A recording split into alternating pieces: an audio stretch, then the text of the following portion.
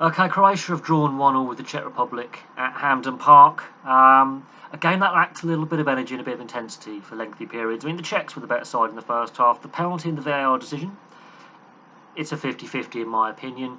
Obviously, in years past, before VAR is even thought of, that's not a penalty. It's waved to play on. But then you do have to question, though, what the linesman's doing if he's not seen the contact between Lovren and Schick. And as it is a head injury, the game should have actually been stopped to allow treatment to the player. So there's a few question marks there. It's a 50-50 challenge. The referee obviously hasn't deemed it a penalty at the time. VAR is informed in that you may have missed something. We're looking at an incident. So VAR is doing its job. Whether it got the decision right, it's open for debate. I've seen arguments for both, for a penalty and against a penalty on social media. It's a well-taken penalty by Schick on 37 minutes. It takes a while for the incident to get sorted out on VAR. There's protests from the Croatian players. Lovren is just stunned by the decision. But it's one of them. It's a 50-50 challenge, and sometimes, they get pulled up as fouls. On saying that, Croatia were flat in the first half, and the Czechs had more endeavour and more energy, and just 1-0 at half-time. Second half, Croatia start out the blocks like a freight train. Quick free kick, Perisic, 47 minutes. That is a brilliant finish by Perisic. He's the first Croatian player to score at 4 major tournaments. Višček, the keeper, should do better. And that was the best bit of play by Croatia in the game, was that quick free kick to Perisic for the goal. The second half was of a better intensity than the first, and Croatia played better in the second half than the first. But as the game wore on, it seemed that the Czechs are happy for a draw because they get 4 points. Then they're in pole position in the group, depending on how other results go this evening. Obviously, with the Scotland-England game, if Scotland win that means the Czechs are topping the group.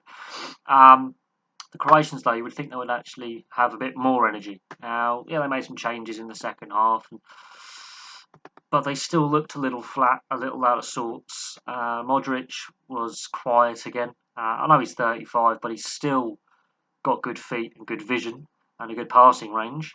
But the fact they had him so deep in the lineup, he was so deep in midfield, he doesn't have the pace to be a box-to-box midfielder. Then there needs to be, if he's going to be in the side, they need to find a role for him where he can still direct play, but he hasn't got the legs anymore to run around like he did at his days at Tottenham and his days at Real Madrid. He just doesn't have that pace and that energy anymore. Still a technically brilliant player, but he was quiet today, and I think that's crucial. I think Perisic on the left wing was lively as always. He's a brilliant player, but he was again very quiet in the first half and didn't really have an impact. So all said and done, I think a draw is a fair result. I think the Czechs will be happy with that result. The Croatians, I am surprised, weren't upping the energy once they got that first goal. It was a reasonable game in the second half, not the best game. I mean, it was better than the Sweden-Slovakia game, I will say that. Hampden, it was a bit windy, cooler than it has been. You would have thought that would have aided the game a little bit, but it was a bit of a slow burner, this one.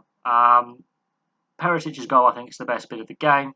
The Schick penalty, he's now got the golden boot as things currently stand, and he's looking like quite a find for the Czech national side. He looks quite a decent, mobile, large, big centre forward. He's got good feet. He's a good aerial presence. He can drop that a little bit deeper and link up play well. So Schick is a dangerous player, and I think England should be aware of his abilities should he play in the final game, unless the Czechs do some squad rotation.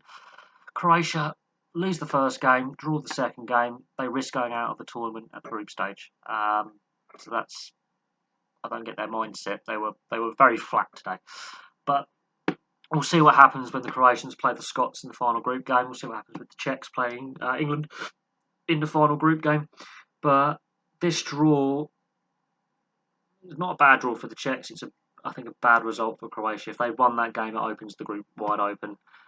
As it is, they're hoping on results to go their way. That's a dangerous game to play when not all the third place teams go through the second round. This could be interesting for Croatia. They need to up their game when they play Scotland in the next round of fixtures. But there we go. Thank you very much for watching. Place your thoughts below, and I'll have obviously a review for the England-Scotland game coming up at full time. So I hope to see you then.